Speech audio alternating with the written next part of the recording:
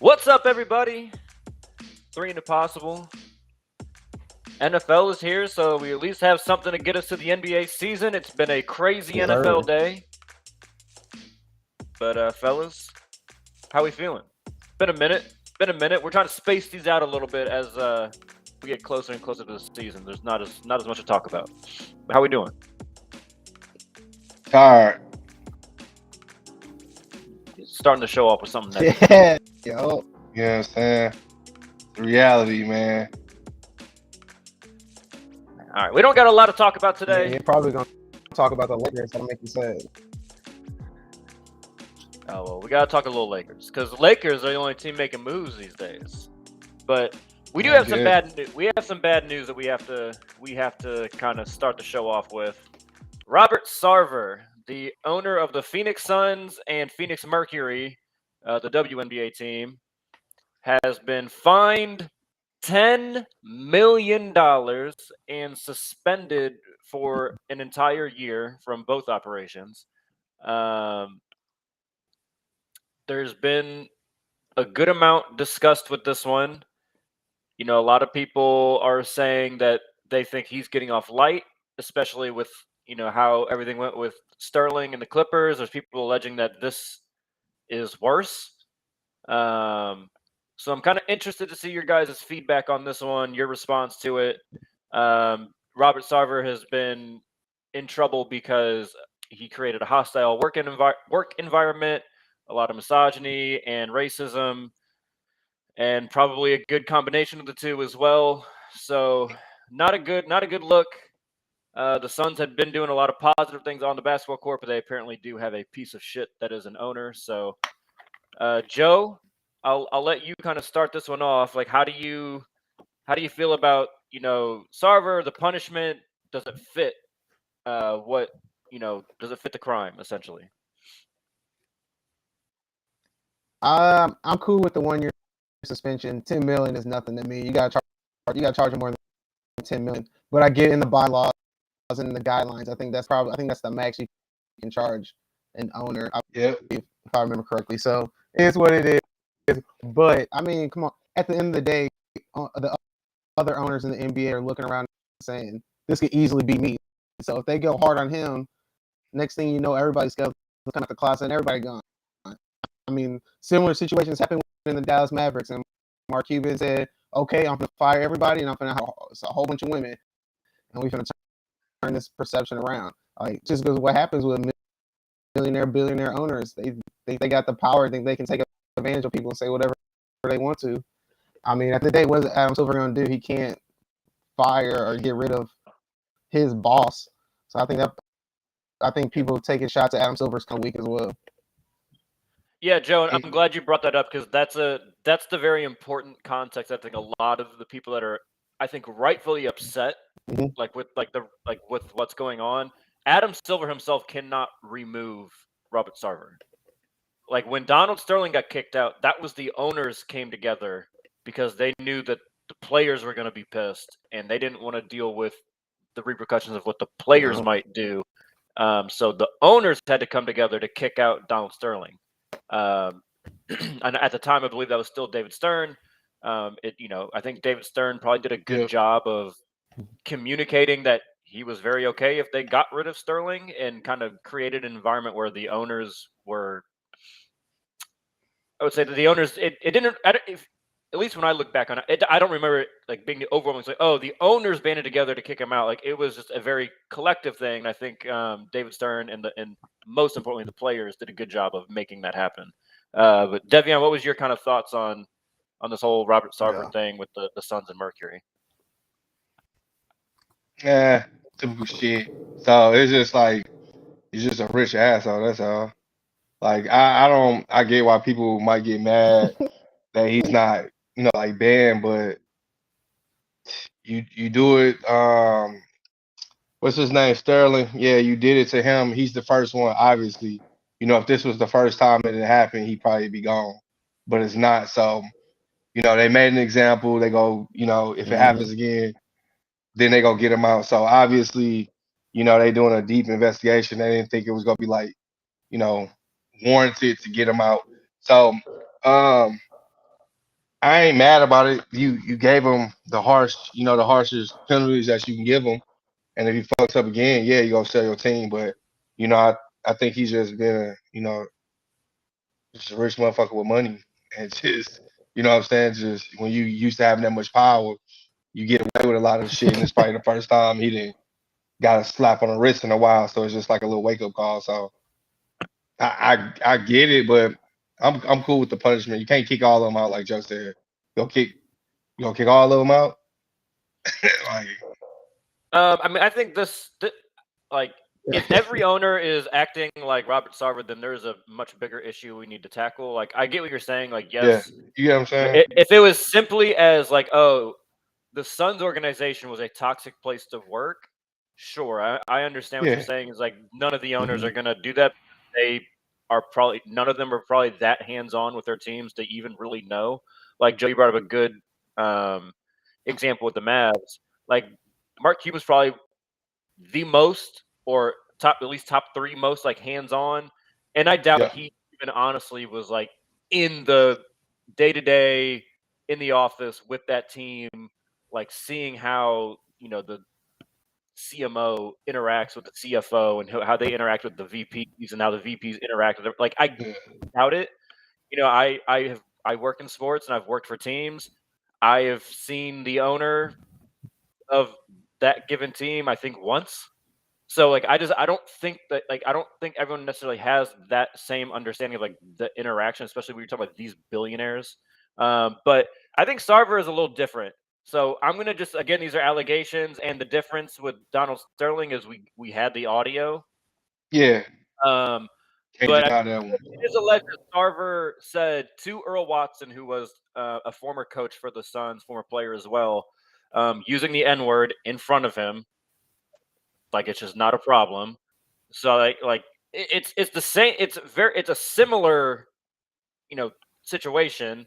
Apparently, he would pass around pictures of his wife in a bikini to employees and talked about uh, her oral sex game. That's weird. Uh, he asked. I'm just saying he's a weirdo. Hell nah. He would ask women if he owned them Yeah, to determine if she could work for the Suns. And then there was a female employee that was physically assaulted by a male Oh, coworker. And so his resolution or the Suns' resolution was to move her to a different desk. Um, then there's a lot of claims of him like berating staffers and coaches, and you'd be like, I mean, he is a absolute piece of shit. And yeah. I think you know, facts. I mean, I think he should be kicked out. I don't. And hey, when LeBron starts talking, things can start moving. And LeBron was vocal whatever that was Friday when the suspension and fine came out. LeBron said it's not enough. He needs to be gone. I wouldn't put that as like nothing. Like that could make things start to happen if he can get enough other players on board. I don't think he going nowhere. Like you said, like it's a difference when you do Yeah. allegations. Like, That's why they but jumping the on audio, Friday. yeah, audio. Now, if you caught him on like tape saying this, that's a difference. But it's just like a lot of them probably not gonna kick him out. They doing the same shit. Like a lot of them doing the same shit. But when you catch him, you gotta obviously probably like all right, let's get him out of there. But hey, he say, she say, NBA fine him the max amount. 1 year from now, he gonna come back. If he does it again, even if he does something, like I guess even a small, like even percentage of what this is, I think they'll get him out of there now. Yeah. But he's just gonna be out for a year. That's it. Well, Like and the thing that always ends up it's sticky. like even when you kick them out, like we all feel good, like yeah, get him the fuck out of there. All it really does is just Boy, he give him became it just gives him a billions more dollars. billions. Like Yeah, Yeah, a billionaire. yeah, like there's really no yeah, winning when like someone has that much money and that much power and that much influence. It's impossible to really hurt them, it seems like. yeah. But Yeah. nonetheless, let's go from bad news to some happy news. I don't think I've told you guys since the last episode, I did stake my claim in the WNBA as a Las Vegas Aces fan. and today, crown champions. They won. They won the WNBA Finals. What they do. Chelsea Gray was named Finals MVP. Derek Fisher probably should never coach again because he had them in like last place just a year or two ago before they hired Becky Hammond, former Spurs assistant coach under Popovich, highest paid coach in WNBA history. So good for them. I think Asia Wilson got robbed of the Finals MVP. That's just me. There seems to be a little bit of a vendetta with the WNBA media and her, but it is what it is. So shout out to the Aces. Devion, I'm assuming you did not watch much of this series. I don't get the sense that you flipped this one off. No, I don't watch the You missed some good WNBA. basketball. Yeah, I probably do, but I'm not. Look, I'll just keep what I was gonna say to myself. I ain't watching. I just say that shit. Hey, And leave it alone. so this is just gonna be my WNBA plug right now. So last playoffs, I flipped it on and was like very entertained with it. And the thing for me is that if I don't have a team, then like once the new season picks up again, I kind of like lose it, in the midst of all the other sports that are going on. So now I think now that I've staked my claim with the Aces, I'm fully locked in. I love it. It was years, bro. Every Asia Wilson, girl. Boy, but I'm gonna be real with you, bro. They time is his ass, bro. The time of the game's his ass. Ain't nobody finna watch. You told me watch the final game today. I had it on. I got two TVs. Like you not watching, So I had football on one. No, I did. I had football. I only had. Who got a finals game on 3 o'clock? I only had one. Nobody watching that. I only had one other afternoon game. So I only had the lame ass Cowboys and the lame ass Bengals. So I put that on one TV, and on my other TV, that's all. I had to. Oh, man. And then I put the WNBA game on, and I was more entertained honestly about the WNBA game than I was the goddamn Bengals and Cowboys. That's fair.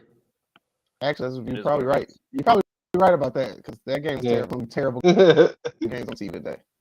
And more people probably watch that than the WNBA finals. For sure. But their viewership numbers have been going crazy. Like they've been accelerating rapidly, which is great for the women's game because the women's game is in a much better place than it was just even 5 years ago. So I want to give them some love. We are a basketball podcast, so we will show the WNBA their proper due. Get that 2K23 to a WNBA franchise. Go. No, I gave up on that game 5 years ago. Never getting that thing again. That game is terrible. My boy. Sure is. So bad. It's so bad. All right. So let's talk a little NBA. Like I said, a little bit of a lighter show. But let's talk about look, I don't want to dislike Karl Anthony Towns, but I need him just to shut the fuck up.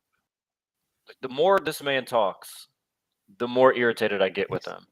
So Karl Anthony Towns says him and Anthony Edwards are going to be like Shaq and Kobe in the early 2000s or whatever.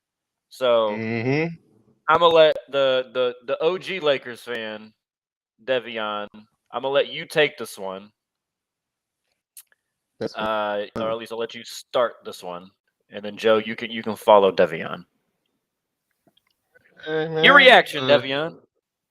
Great mindset. But the reality ain't gonna match it, my boy. Yeah, they can do all they want.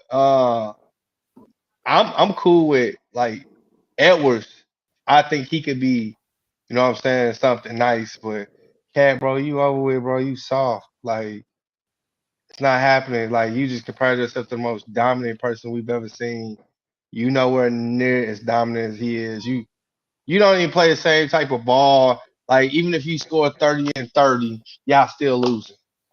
Like Shaq doesn't do that. Like you know what I'm saying? Like there's no way that's happening. I get it, and it's great for publicity and bringing, you know what I'm saying, viewership to like their actual team and everything like that. You know, great marketing, but come on, bro. Like the reality of it is, and now you just put a target on your back. People about to look to torch you just because you said something like that. And now they're gonna try to make an example of how stupid you are. And I want to see that because I think Cat ain't gonna be able to do nothing about it, but Anthony Edwards gonna feed off this. So one's gonna benefit, the other one won't. So it's cool. Hey, You're supposed to think like that, even if it's not true. Man, Yeah. please. First of all, Karl Anthony Towns is too damn soft to even be trying to compare himself to Shaq. Like, I'm just sitting here thinking, like, you know how Shaq on NBA or inside the NBA on TNT, like, when he see a big man doing something, he's bringing out barbecue chicken.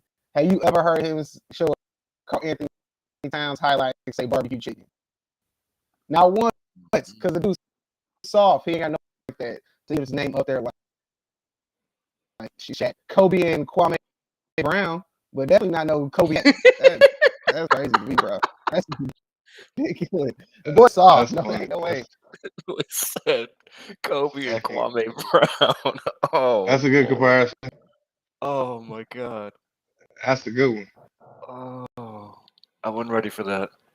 I was not ready for that. Yeah, I mean, this is just this is the dumbest. This was the dumbest fucking thing that, like, my man's been to 2 playoff series and has been terrible in both of them, and now he's all of a sudden going to be fucking Shaq. What are we doing? Like, shut the fuck up. Now, just like, look, when Shaq got to LA, he had already dominated in Orlando, had playoff success in Orlando with Penny Hardaway. Shut the you don't know anything about that. You were lucky to get out of the play-in tournament this year because you got bailed out by fucking Anthony Edwards. Like, I'm with you guys. If you want to say Anthony Edwards might be young Kobe, like, big shoes to live up to, but he's at least showed promise and has showed up in big games already. Again, that's even a comparison like I wouldn't feel great about making. But Karl Anthony Towns to Shaq, that's a tough one. That's insane. I just thought it was like, what are we doing? Yeah, Like, just say y'all the next Go Bird and I was Spider. just gonna say Rudy Gobert must be David Robinson. That's funny. Boy, so they better get their cornball ass on somewhere, boy. And, like, you know what's gonna be crazy too is when we get to the playoffs, if they are fortunate enough to be in the playoffs, when both Gobert and Karl Anthony Towns are getting their ass played off the court because they're playing a team like Dallas or Golden State, you know, like, people are just going to keep bringing this quote up. Shaq and Kobe, Shaq and Kobe, Shaq and Kobe. And he's going to have to answer that question again and again. Like, this week, like, I think you said it, Devi, a dumb target to put on your back. A really dumb target to put on your back. Because you're not like that. I hope he proves me wrong. I want to like the guy. I hope he proves me wrong, but this seems like something that I just don't think he's going to be able to live up to this one. I don't think so. But let's talk about your Lakers. Believe it. Shit, he don't believe it. He's just saying something. Just talking.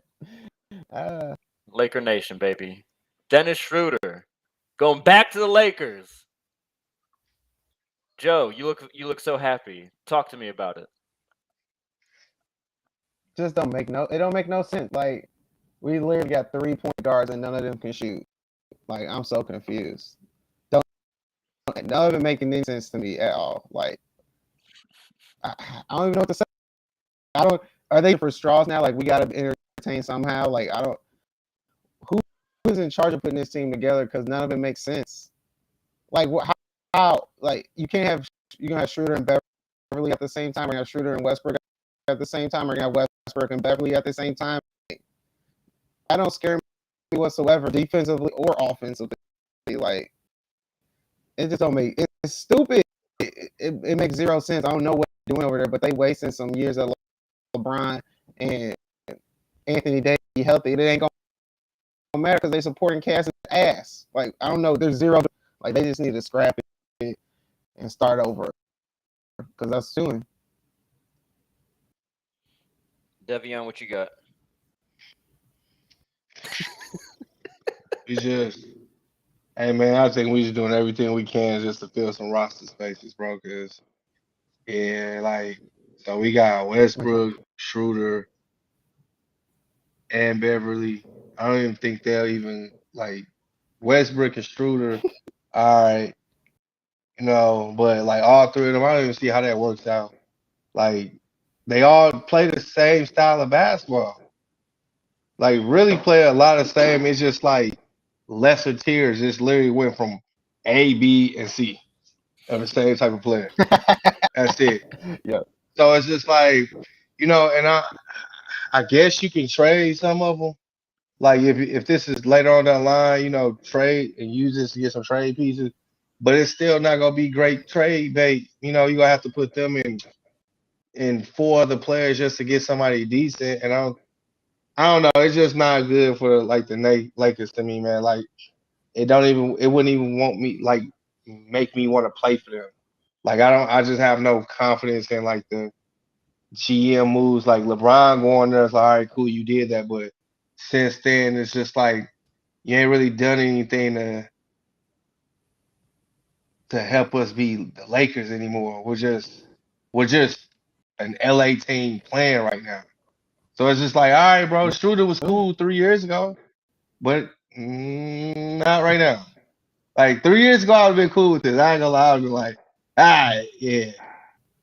But man, hey, bro, I'm about to pick a second team to root for, man. So I gotta give myself some hope, bro. Cause Man, he about to go to man, I don't know who up, bro. Milwaukee Bucks to the finals. Yeah. This So is I terrible. told you guys whichever episode that was. I liked the Beverly move. I liked that because I like the edge. And I like the energy that's gonna constantly have on the Lakers in a game in game out situation. I think that's important for an That's aging fair. team. Schroeder, I don't get this one. I really don't get this one. I'm trying to think like what he could add to the Lakers, and like he's a decent penetrator, but like he's definitely not better than Russ. Like whose minutes is he gonna take? Like that's I guess like who are you bringing in Schroeder for? I know they said they plan on playing Westbrook and Beverly at the same time.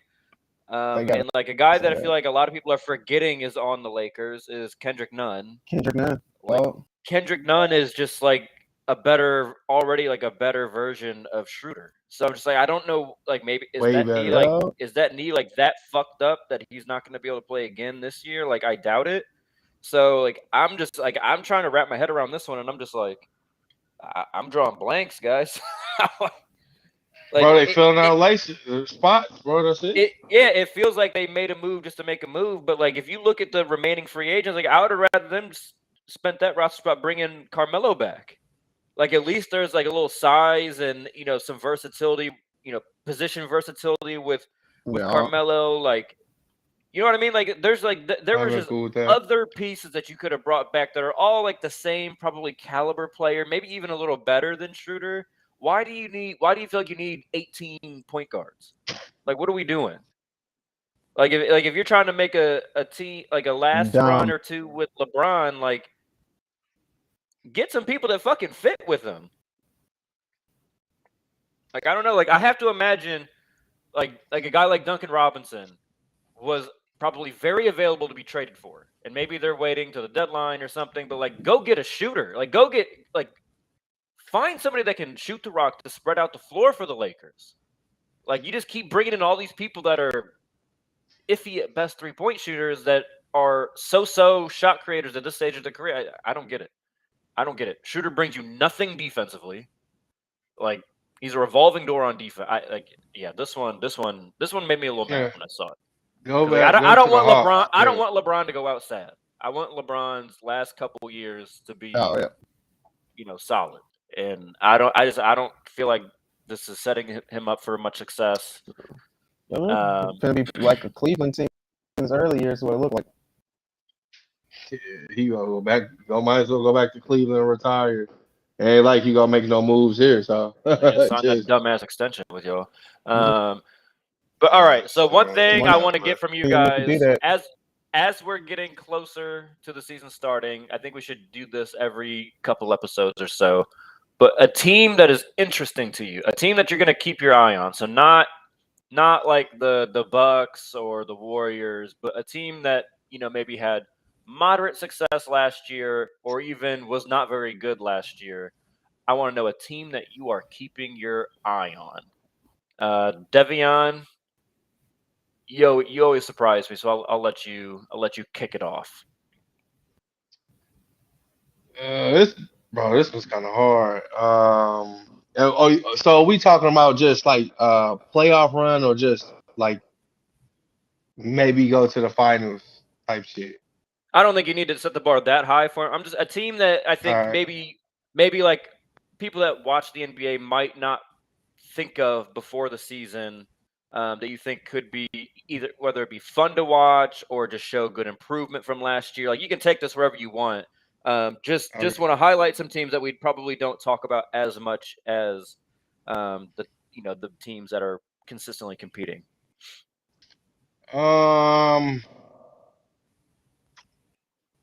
Probably I'd say like the Hawks. Okay. They'll probably be Mhm. like the ones, because besides toss up between Cavaliers and the Hawks. I'll say that. I actually watch both of them. I'll be excited to watch them because I kind of want to see what those trades, like how well they'll work out. Because I thought about it after we talked about it last time. I'm like, that Cleveland shit, they gonna hurt a lot of people when it comes time to play, and they go, some playoff spots gonna be in danger at the end of the season. So I think Cleveland. I say Cleveland and then the Hawks. I'm more excited to watch Cleveland play this year, which I never thought I I'd think say. those are going to be a two couple interesting teams to follow because remember they met in the play-in tournament Man, this year, so it'll be interesting to see. I think those are two good ones to kind of keep an eye on. Joe, who you got? I'm taking the Toronto Raptors. And it's mainly because the last years on paper, you think like, man, this team ain't no good, but somehow they keep finding people they just plug in They and play pretty always good. find a way to I be like relevant. Scotty Barnes. Like I think he's gonna be able to make a step, and I think they'll probably if Pascal Siakam can have a decent start to the season, they end up using. I just think they're gonna be a fun, interesting team to watch because like they just some dogs over there. They don't really got no big names, but they always competitive. And if they can flip a person or two and make something work with that young core, I think that could be interesting. Taking the Raptors. Yeah, they really need somebody to step up and be like that guy. Like that's what they're missing. They have a bunch of like really nice complementary players, complementary stars even. Whether it's Spicy P, who I honestly can't stand watching try to play offense, but like one move, but you know what? He gets his points, he gets his rebounds, he plays great defense. Fred VanVleet, boy, I like him. Baller, just straight bucket getter. Yeah, I like that pick, Joe. I like that pick because they are kind of getting lost in all of all the big names in the East, whether it's Boston or Brooklyn, Milwaukee, obviously. I like that. I like that pick, Joe. I like that pick. So I'm gonna go not quite. Probably, I don't think this team will be quite as good as any of the teams you guys mentioned, but I think they might be able to get themselves at least into the play-in conversation. And that's the Detroit Pistons. Pelicans? I am very interested to see. I feel like I've talked about the Pelicans too much for that to be like a team that I'm trying to like surprise people with. Yeah, I'm very bullish on the Pelicans, but I think the Pistons are going to be pretty good. I thought they played well down the stretch of the NBA regular season. They have a lot of interesting young players. I thought Cade Cunningham looked mostly the part of being at least a all-star to star in this league and see if he can kind of continue to grow within his game. And I think they've made some like subtle moves to continue improving that roster. So and I'm blanking on the rookie's name now. I just had his name. Ivy. Yeah. And he might end up being the steal of this draft when we look back at it. So it's going to be interesting to see how they all mesh together. So I am very interested to see how Detroit goes into this season. Hopefully they can get off to a decent start and we'll see. We'll see. Yeah, all right, fellas. that'll be fun, right? You know how we end the show. Abbreviated episode this week. Not a lot going on, but we always end the show choosing love or we choose violence. And Devion, I'm very interested to see where you go. I'm sensing violence from you today. I don't even know how I feel, bro. I'm gonna switch. I'm gonna do slight violence against the Lakers, and I'm gonna pick something else too. Cause I'm just like this weak ass like roster, bro. Like, man, at this point, bro, it's just like I could be a GM, bro. Like, there's nothing telling me like I don't have no experience with none of this, but I'm like, shit, I can't fuck up that bad. Like Patrick Beverly, and I didn't. It's just like, man, he's like the highlight of like our team right now. He's the only one, like with the interviews and all that stuff. It's like it's beautiful to see that. Like that's what I'm used to seeing with like the Lakers. You know, people trying to sell tickets. This is entertainment and win, but then we get fucking Dennis Schroeder. Like, god damn, bro. Like what happened to all this slander with the front office when they get on Magic ass about sucking and all that stuff? Like, who we go attack now, bro? Like, I need some come on, bro. Like Plinken, they didn't bail this boy out a lot of times, boy. You gotta get him up out of there. I got one more year saying this. I need them to go ahead start clearing some people out, bro. I'm sick of this, bro. Like, this the only sport I watch, bro. This the only one I like besides track, but that shit don't count. You know what I'm saying? So, and this the only team I got that I can root for, bro. And look at what they doing to me, man. Like, this is just, man, fuck them, bro. But at least I love Patrick Beverly, man. Like, with the stuff that he's at least doing, he's at least giving me something. Like, if we go suck, at least it's gonna be like we can laugh while we suck. Laugh at my pain. That at least we can do that. So I at least give him some love out of everybody. But the front office, bro, boo, boo, Hey, booty. fucking weak ass thing. Yeah, whatever. All right, Joe, what you got? Man, I know y'all saw what you got. Will's gonna give love to somebody, but I gotta give hate to the Baltimore Ravens. How the hell are you up like that in the fourth quarter, man? And this is the thing I don't understand. Defense prevents you from winning.